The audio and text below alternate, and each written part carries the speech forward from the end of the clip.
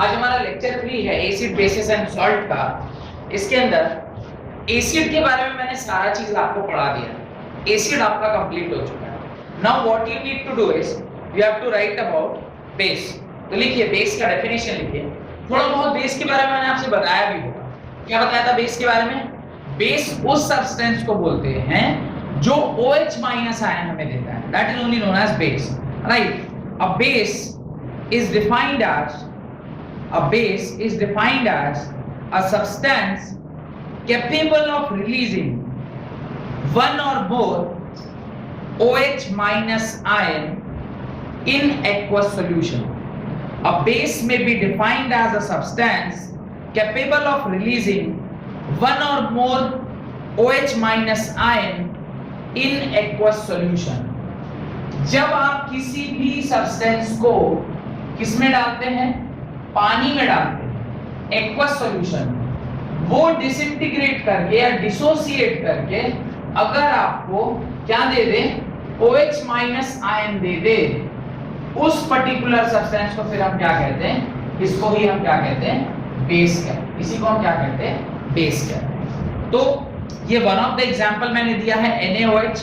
आप इस तरह से कई सारे एग्जांपल लिख सकते हैं। जैसे मैं KOH का एग्जांपल दूं, KOH aqueous when dissociate into it gives K plus aqueous plus OH minus aqueous. Similarly आप NaOH के बाद KOH के बाद आप NH4OH भी लिख सकते हैं। NH4OH aqueous gives NH4 plus aqueous plus OH minus aqueous. Similarly आप Al3OH whole thrice aqueous ये भी लिख सकते हैं। Al3 plus aqueous plus thrice of OH minus aqueous। और एक और एग्जांपल लिख रहा हूं मैं, CaOH whole twice aqueous। ये क्या होगा? Calcium 2 plus aqueous gives twice of OH minus aqueous। इस प्रकार से कई सारे आपने बेसिस के बारे में देखा, और बेस उसको बोलते हैं जो मुझे क्या दे रहा है? OH माइनस आयन दे रहा है। अब वो एक OH minus ion they, 2 they, 3 they, 4 they, depending upon the number. मैंने आपको एसिड्स में बताया था कि रिप्लेसेबल हाइड्रोजन जितना ज्यादा होता है उतना ही अच्छा एसिड, और उसको एक क्लासिफिकेशन भी बोला था, mono basic acid, di basic acid और ट्राई बेसिक एसिड। यहां पे भी उस तरह का कुछ क्लासिफिकेशन हम आगे चलते। खैर बहुत सारे एग्जांपल मैंने आपको लिखवाए हैं। इसमें से कुछ ऐसे एग्जांपल होंगे जो स्ट्रॉन्ग बेस के होंगे और कुछ ऐसे एग्जांपल होंगे जो वीक बेस के होंगे। तो अगर आप चाहते हैं उसके अगल बगल में लिखना तो आप लिख लीजिए सोडियम हाइड्रोक्साइड, ये जो पहला वाला आपने लिखा है ये स्ट्रॉन्ग बेस है। पोटेशियम हाइड्रोक्साइड ये भी स्ट्रॉन्ग बेस है, पर एमोनियम हाइड्रोक्साइड ये वीक बेस है। एल्युमिनियम हाइड्रोक्साइड ये भी वीक बेस है, और कैल्शियम हाइड्रोक्साइड ये स्ट्रॉन्ग बेस है। इस प्रकार से जो बेसिस आपने यहाँ पे लिखे हैं उसमें पहले 2 जो हैं वो स्ट्रॉन्ग बेस है और बाकी के 3 जो है वो वीक बेस है। सिर्फ नाम लिख लीजिए, बाकी तो उसके बारे में और हम लोग डिटेल में पढ़ेंगे ही। आप आगे लिखें बेस के बाद properties of basis. Properties of basis, तो जैसा कि एसिड की प्रॉपर्टी में हम लोगों ने देखा था, तो वहां पे हम लोगों ने क्या देखा था? फिजिकल प्रॉपर्टी भी देखा था और केमिकल प्रॉपर्टी भी देखा था। ठीक उसी प्रकार से यहां पे भी हमें क्या देखना है? Physical as well as chemical property. तो पहले लिखिए प्रॉपर्टीज ऑफ बेसिस, उसके अंदर आप लिखें फिजिकल प्रॉपर्टी। फिजिकल प्रॉपर्टी में पहली बार लाइन आप लिखें basis have generally bitter taste and soapy touch। bases have generally bitter taste and soapy touch। soapy touch मतलब आप उसको छुएंगे तो साबुन की तरह वो लगेगा। आपने देखा होगा, कहां देखा है बोलिए? साबुन जितने भी होते हैं वो सब बेस से ही बना होता है, इसलिए उसमें कौन सा टच होता है? सोपी टच होता है। और उसका टेस्ट कैसा होता है? बिटर, तीता होता है टेस्ट में। वेराज एसिड कैसा होता है टेस्ट में? Acid is sour in taste. Next point, एक वर्ड है अल्कली, एक वर्ड है alkali. What is alkali? Alkali, a base dissolved in water. Water soluble bases are known as alkali. याद रखिएगा, बेस दो प्रकार के होते हैं, एक बेस जो वाटर में डिसॉल्व करे, एक बेस जो वाटर में डिसॉल्व नहीं करता है। अगर वो डिसॉल्व कर गया तो उसे अल्कली बोलेंगे, और अगर वो डिसॉल्व नहीं किया तो it is simply called as base. और यहां से एक लाइन मुझे समझ में आती है, all alkalis are bases but all bases are not alkali। सारे alkali bases हैं पर सारे base alkali नहीं होते हैं। तो सेकंड पॉइंट लिखिए, water soluble bases are called alkali। water soluble bases are called alkali। तो जो water soluble base होता है उसी को आप क्या कहते हैं? alkali कहते हैं। that is only known as alkali। और उसके नीचे एक लाइन आप लिख लीजिएगा, all alkali are bases but all bases are not alkali। all alkalis are bases but all bases are not alkali। ये लाइन आप वहां पर लिख लीजिए।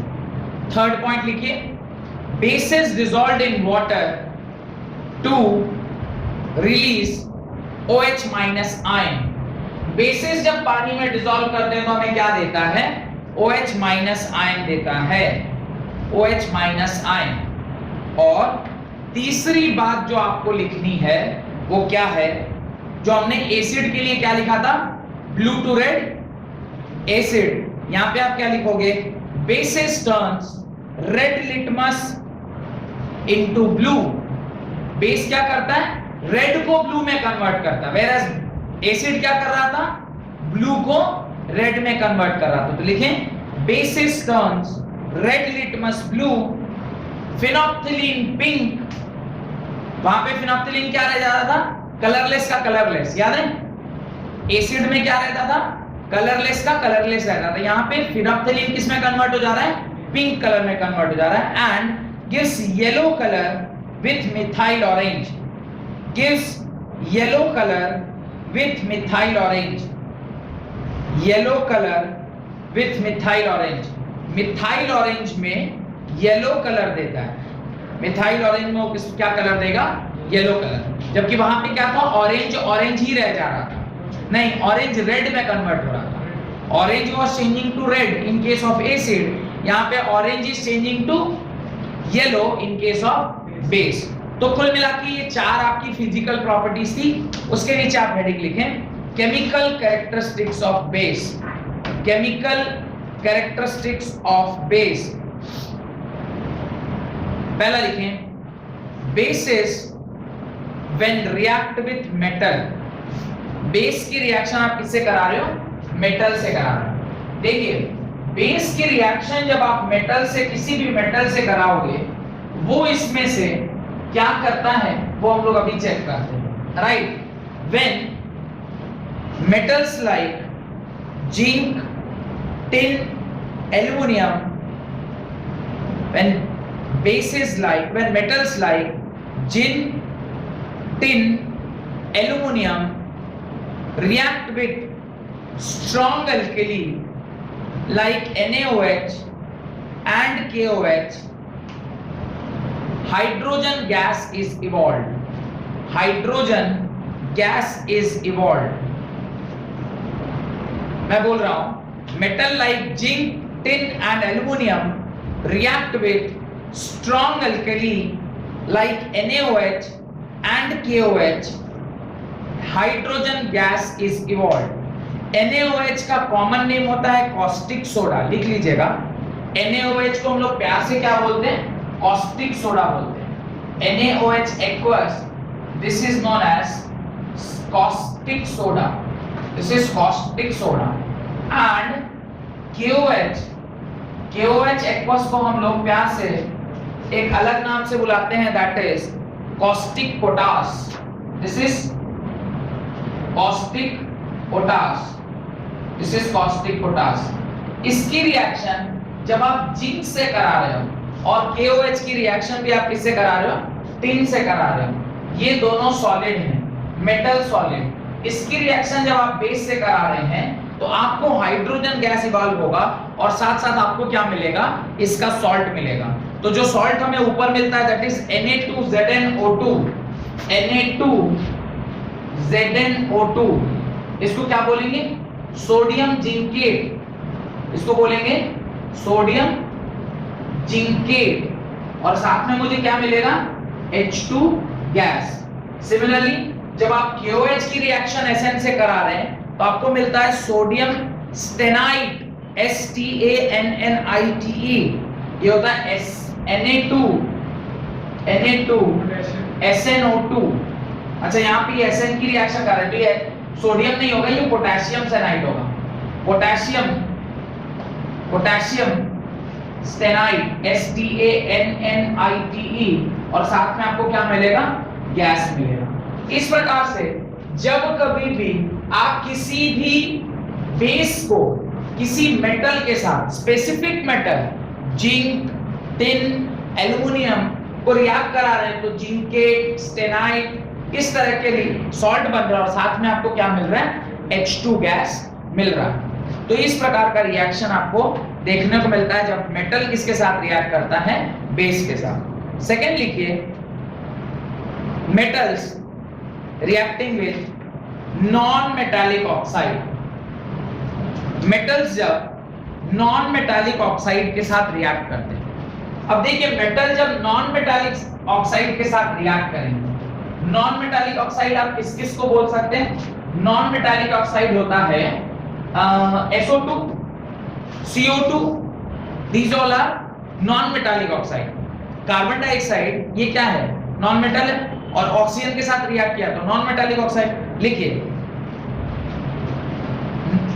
Non metallic oxides when react with base, non-metallic oxide when react with base, it gives salt plus water, it gives salt plus water। तो sodium hydroxide, ये इसकी reaction अगर हम CO2 के साथ करते हैं तो सोडियम हाइड्रोक्साइड की रिएक्शन हम CO2 के साथ करेंगे तो यह आएगा Na2CO3 सॉल्ट प्लस साथ में मुझे क्या मिलेगा, पानी मिलेगा, H2O लिक्विड। अब इसको आप बैलेंस कर लीजिएगा, आपको पता चल जाएगा कि किस प्रकार से रिएक्शन हुई होगी।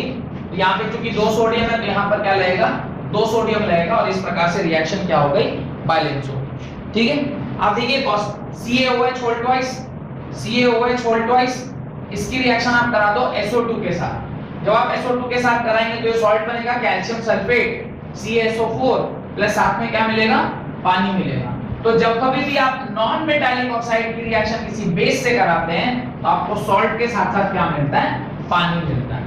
अब ये जो नॉन मेटालिक ऑक्साइड है इसका नेचर क्या होगा, what is the nature of non metallic oxide. याद है आपको मैंने मेटालिक ऑक्साइड का नेचर बताया था, metallic oxides are basic in nature.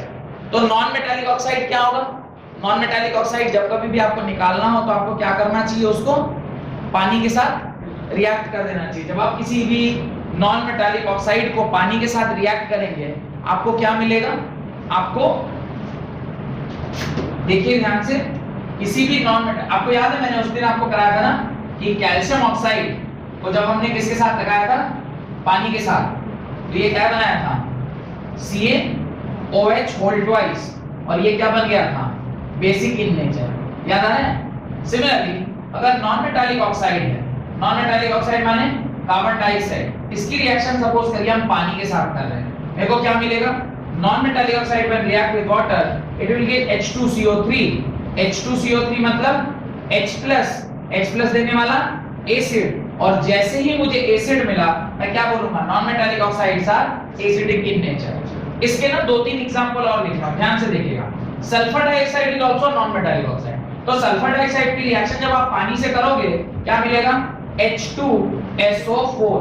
Similarly जब आप NO2 की रिएक्शन पानी के साथ कराओगे आपको क्या मिलेगा, HNO3।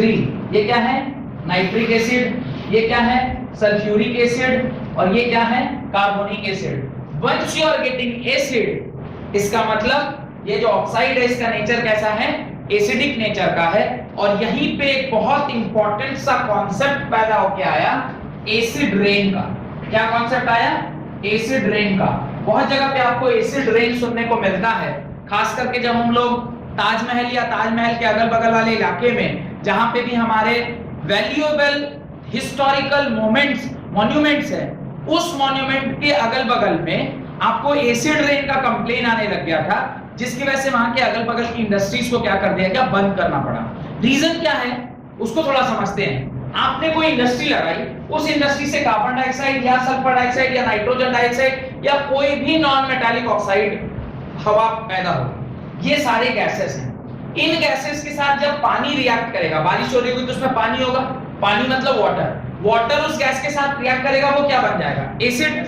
वो एसिड जब किसी मॉन्यूमेंट बना था, खास करके ताजमहल की हम एग्जांपल लेते हैं तो वो बना था कैल्शियम कार्बोनेट। उसके ऊपर जैसे ही ये एसिड पड़ेगा, acid when react with metal carbonate, आपने लास्ट क्लास में पढ़ा था, acid when react with metal carbonate वो क्या बनाएगा? Carbon dioxide gas plus water plus salt. अभी उसमें से क्या होगा? कार्बन डाइऑक्साइड गैस निकल गया, कार्बन डाइऑक्साइड गैस निकला तो जहां से गैस निकलेगा वहां पे छेद हो जाएगा और वो मेटल जो है वो किसमें कन्वर्ट हो जाएगा? पानी और नमक में। अभी आपका जो मॉन्यूमेंट का खूबसूरती वो धीरे धीरे खत्म होता जाएगा। इसलिए आप आगरा के इर्द गिर्द 30 किलोमीटर के रेडियस में, क्या बोल रहा हूं मैं? आगरा जहां पर ताजमहल है उसको सेंटर मानते हुए 30 किलोमीटर के रेडियस में there is no industry which produces these gases. उसको वहां से हटा दिया गया। रीजन, इन गैसेस की वजह से क्या हो रहा था? एसिड रेन हो रहा था। और एसिड रेन कैसे होता है? When non metallic oxide react with water it gives acid. और ये अगर किसी मॉन्यूमेंट के ऊपर पड़ेगा तो वो उसको बर्बाद कर देगा। तो इसी कॉन्सेप्ट को क्या बोलते हैं? Acid rain. और ये हमारे लिए भी हानिकारक है। अगर हमारे ऊपर भी एसिड गिरता है तो हमारे लिए भी हानिकारक है। इसलिए आपको ध्यान हो, आपके बड़े बुजुर्ग ये बात कहते हैं, पहले 2-3 बारिश में नहीं नहाना चाहिए।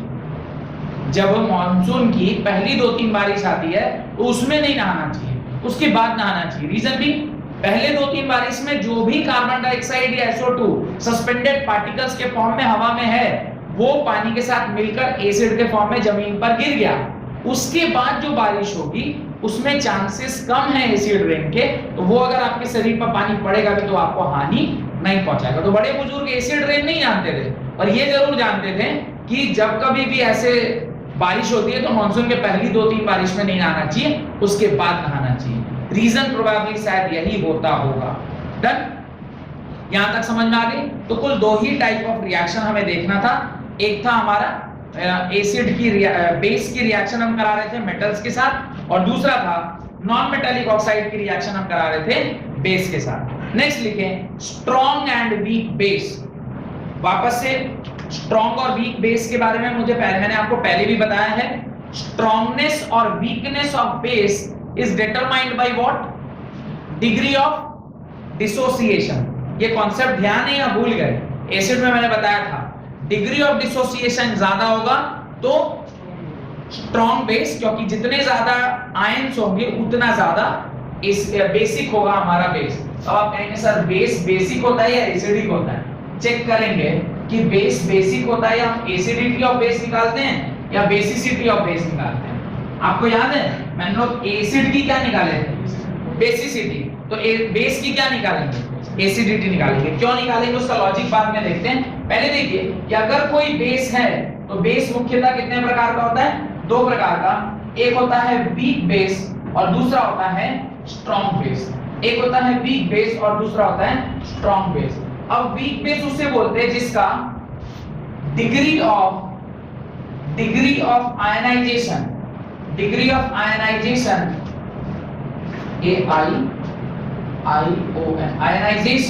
क्या होता है? कम होता है। Whereas स्ट्रॉन्ग बेस उसको बोलते हैं जिसका डिग्री ऑफ आयनाइजेशन क्या होता है? ज्यादा होता है। डिग्री ऑफ आयनाइजेशन कम होना मतलब डिग्री ऑफ डिसोसिएशन कम होना। डिग्री ऑफ डिसोसिएशन का क्या मतलब होता है?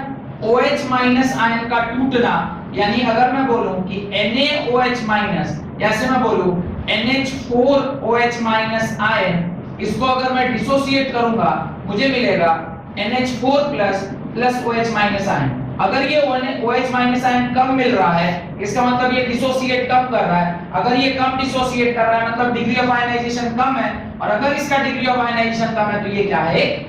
वीक बेस है। सिमिलरली अगर मैं इधर बात करूं तो ये डिग्री ऑफ आयनाइजेशन इसकी ज्यादा है। डिग्री ऑफ आयनाइजेशन मतलब डिग्री ऑफ डिसोसिएशन ज्यादा। डिग्री ऑफ डिसोसिएशन ज्यादा होने का क्या मतलब होता है कि आप जिस सब्सटेंस की बात कर रहे हैं, सपोज NaOH एक्वस की बात कर रहे हैं, तो वो ज्यादातर Na plus aqueous plus OH minus aqueous के फॉर्म में क्या कर रहा है, वहां पे एग्जिस्ट कर रहा है। जिस भी सब्सटेंस का OH माइनस आयन ज्यादा होगा उसका डिग्री ऑफ डिसोसिएशन ज्यादा, जिसका डिग्री ऑफ डिसोसिएशन ज्यादा उसके डिग्री ऑफ आयनाइजेशन ज्यादा, और अगर डिग्री ऑफ आयनाइजेशन ज्यादा तो उस सब्सटेंस को हम क्या बोलते हैं? स्ट्रॉन्ग बेस बोलते हैं। और यहां पर आपको वापस से क्या करना चाहिए? अल्फा डिफाइन करना चाहिए। What is alpha? Alpha is degree of dissociation which states that number of molecules of base exist as ion, number of molecules of base exist as ion divided by total number of molecules of base. Total number of molecules of base.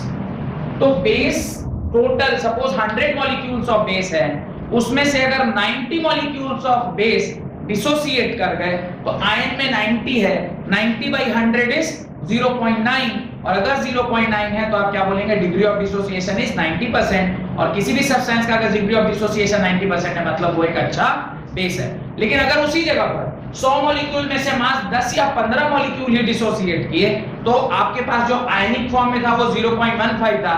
0.15 मतलब alpha की value 15%। If alpha की value 15% यानी degree of dissociation कम, degree of dissociation कम मतलब degree of ionization कम, और degree of ionization कम मतलब जिस बेस के बारे में आप बात कर रहे हो वो कैसा बेस है? वीक बेस है।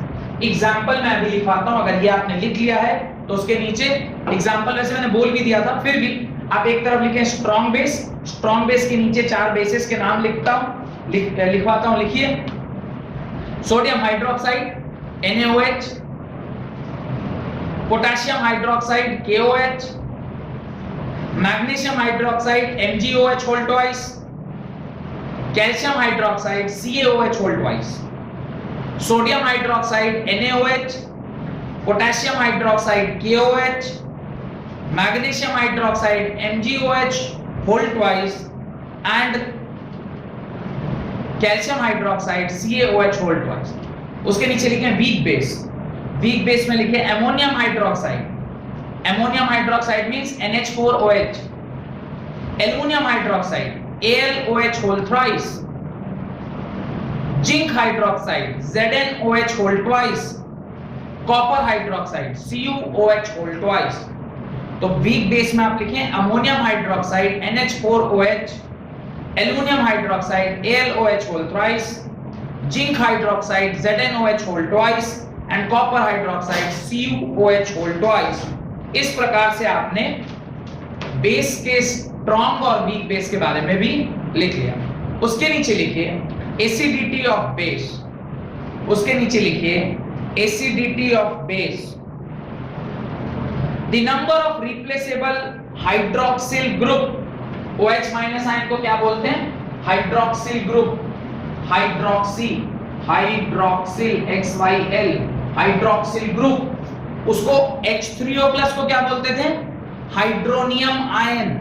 This is what called as hydroxyl, HYDRO XYL, hydroxyl group present in a base, present in a base which it can replace, which it can release when dissolved in water, which it can release when dissolved in water or in aqueous solution, or in aqueous solution as ion, is known as acidity of base.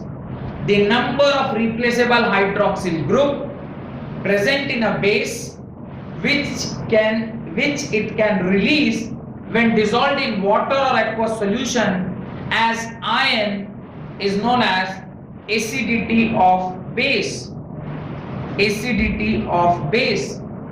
और इसके अंदर आप लिखें mono acidic base, पहला लिखें mono acidic base. Mono acidic base के अंदर आप क्या क्या एग्जांपल लिख सकते हैं? NaOH, KOH, NH4OH, ये सारे एग्जांपल आप किसके लिख सकते हैं? मोनो एसिडिक बेस के, NaOH, KOH, NH4OH। डन। अब आप उसके नीचे लिखें di acidic base, di acidic base. Di acidic base मतलब दो रिप्लेसेबल हाइड्रोजन आयन। आप लिख सकते हैं ZnOH અને जिंक हाइड्रोक्साइड, आप calcium hydroxide CaOH whole twice, आप copper hydroxide CuOH whole twice, आप calcium hydroxide CaOH whole twice. चार एग्जांपल आप उसके नीचे लिख सकते हैं। Calcium hydroxide, copper hydroxide, zinc hydroxide, और क्या बोला?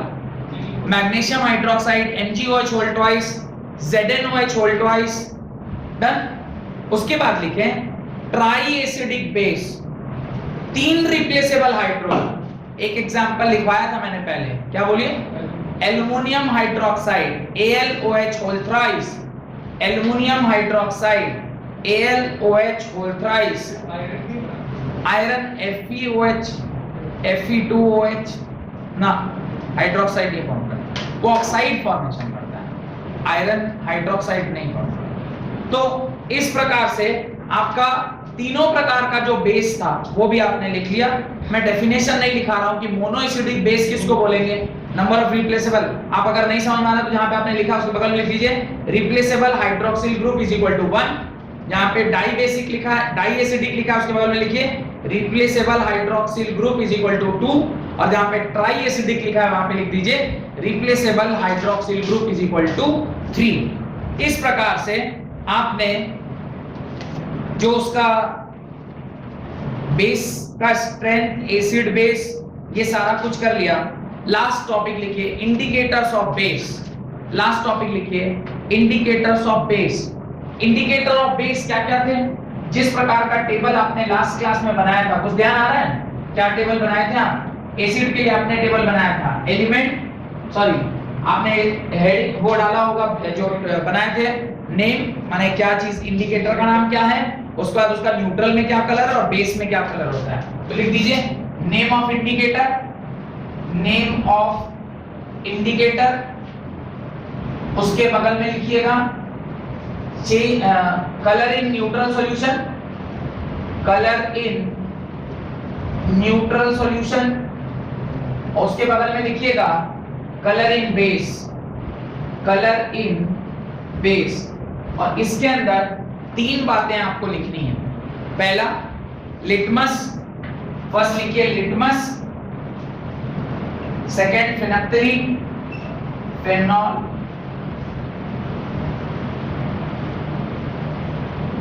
फिनोक्सिलिन, और तीसरा methyl orange, methyl orange. Litmus किस कलर से किस कलर में चेंज होता है आपको पता है? Litmus for base it is changing from red to blue. ये रेड कलर टू किस में कन्वर्ट होता है? Blue colour. Blue to red acid, red to blue is this. फिनोक्सिलिन ये होता है न्यूट्रल सॉल्यूशन में कलरलेस, ये होता है कलरलेस। और ये कलरलेस से अगर किस में चेंज कर जाए? पिंक में चेंज कर जाए तो मैं उसे क्या बोलूंगा? ये बेस है। और तीसरा मिथाइल ऑरेंज, ये होता है ऑरेंज कलर का, और अगर ये येलो में कन्वर्ट कर जाए तो इसको आप क्या बोलते हो? बेस बोलते हो। इस प्रकार से आपको ये टेबल बना लेना चाहिए जहां पे आपको ये पता चले कि कौन सी चीज किस प्रकार से बेस के होने का इंडिकेशन हमें देती है। लिटमस, फिनोक्सिलिन एंड मिथाइल ऑरेंज, ये तीन मुख्य प्रकार के आपके वो होते हैं जो इंडिकेटर्स हैं जो आपको यूज में आते हैं। डन।